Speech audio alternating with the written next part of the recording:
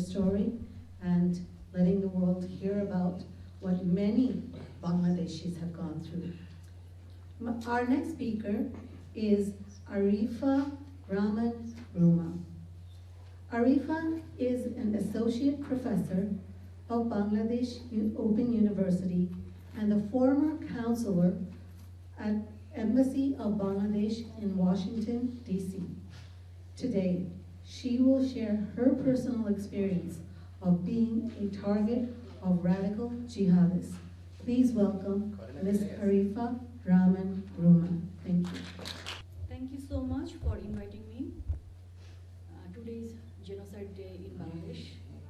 At first, I pay my deepest respect for 3 million martyrs, 400,000 raped women. I witnessed the happened during July-August last year and its aftermath. I barely escaped Bangladesh on August 12 after facing an interrogation. The day after arrival at Washington, D.C., I got a letter from Ministry of Foreign Affairs ordering me to report to Bangladesh office within 2 weeks, although they did not provide me with necessary means to travel as per the diplomatic norms. Knowing fully well that Bangladesh was being led by radical Islamist group, I decided to stay back here, fearing persecution, jail, even assassination. I had been threatened by the radical groups twice before due to my stand on the issues of women's rights. Back then, there was law and order and courts were functioning. I filed a GD, that means a general diary, with the local police station and was protected by the law. But now, situation is quite opposite. Bangladesh is no longer the country it once was. Since August 5, the nation has spiraled into unprecedented chaos. Religious and gender minorities live in the constant fear, targeted by assault, arson, and rampant vandalism. The rule of law has collapsed to its lowest point in decades. In just 5 days after the fall of the Awami League government, 205 attacks against minorities are recorded across 52 districts. This wave of terror follows an even more chilling event, an unprecedented campaign of violence against law enforcement officers, a dark chapter in Bangladesh's history. Today, I'll lay before you the harsh realities of these regime's actions, supported by the widely reported news and documented evidence. While time permits me to highlight only a few cases, I have provided a comprehensive written report for your review. Mobs attack police officers across Bangladesh, leading to mass killing. Despite widespread brutality, the government granted immunity to the perpetrators. From July 2024, police officers were hunted down, tortured, beaten to death, burned alive, and hanged from trees across the country.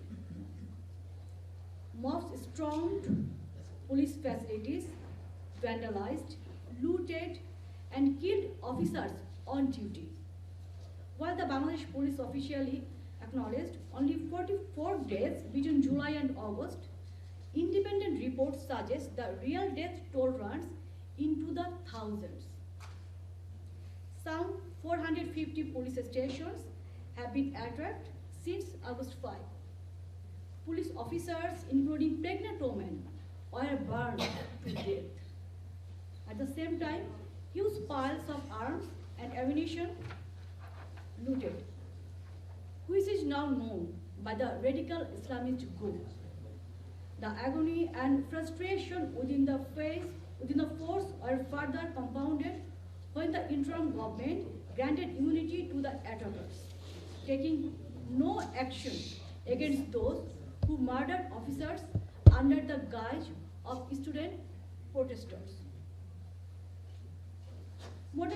205 attacks targeted religious minorities post-August 5. Houses, places of worship, and business establishment of religious minorities are attacked at various places of the country after since 5 August. Lynching incidents have increased since the regime change in Bangladesh, particularly affecting minorities communities. On September 30, a mob of radical Islamists, fueled by blasphemy accusations, attempt to lynch Partho Bishwas Pintu in Potia. Similarly, the assault on Utsav Mondol in Khulna and the death of Hridoy Robidar highlight the ease with which communal violence can be sparked.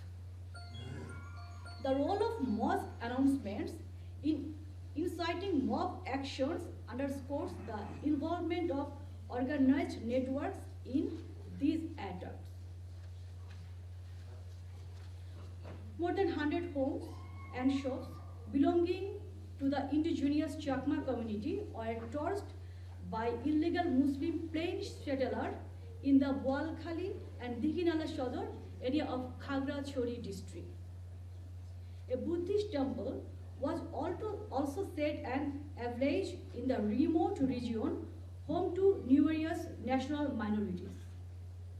Indigenous students are attracted in Dhaka for protesting against textbook erasures of their history. In recent months, Bangladesh has witnessed alarming incidents of mob violence on university campuses, raising critical concerns about public safety and the rule of law. On September 18, Tofazil Hussain, a 32-year-old man with known mental health issues, was apprehended at Dhaka University Fazlul Haq Muslim Hall on suspicion of theft. Students detained and subjected him to prolonged physical abuse over several hours. Incident 2.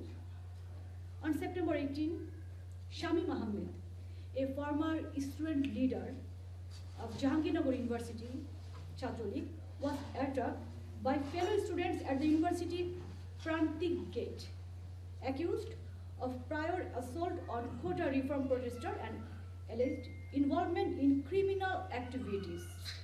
Shami was beaten multiple times, even in the presence of university security and the proctor. He was eventually taken into police custody and transported to Ganashastha Hospital, where he died from his injury. More than 80 shrines and Darbar Sharifs have been attacked by extremist groups across Bangladesh in last 7 months, according to the Global Sufi Organization. At least 3 football matches in Bangladesh were cancelled after Islamist protesters from religious schools vandalized the venue in Dinajpur, Joypurhat, and Rangpur. Islamist radicals, long considered a fringe group in Bangladesh, managed to stop 3 women's football friendly matches in the north of the country, raising fears and increasing Talibanization in what was until recently as a moderate Muslim nation anchored on liberal Bengali language-driven syncretic culture. Since July, faculty members across Bangladesh universities have faced harassment. Professor Abdul Bashir, Dean of the Faculty of Arts at Dhaka University, was coerced into resigning under mob pressure. In a shocking display, students forced him to recite the Quran as supposed atonement for alleged Islamophobia. Forcible and undignified resignations of the head of different educational institutions from schools, college are continuing across the country. Several other videos of teachers being forced to resign made the round on social media. At least 49 teachers from minority communities have been forced to resign from their positions. In January and February 2025, 337 women and girls were tortured, raped, or murdered in Bangladesh. When activists marched to demand justice, police blocked their path and unleashed violence on demonstrations, including females. Bangladesh stands at the edge of precipice. Mob rule is supplanting due process, academic freedom in under siege, and law enforcement has been an instrument of repression rather than protection. The fundamental rights to employment, safety, and justice are eroding at the alarming pace. Thank you. Thank you.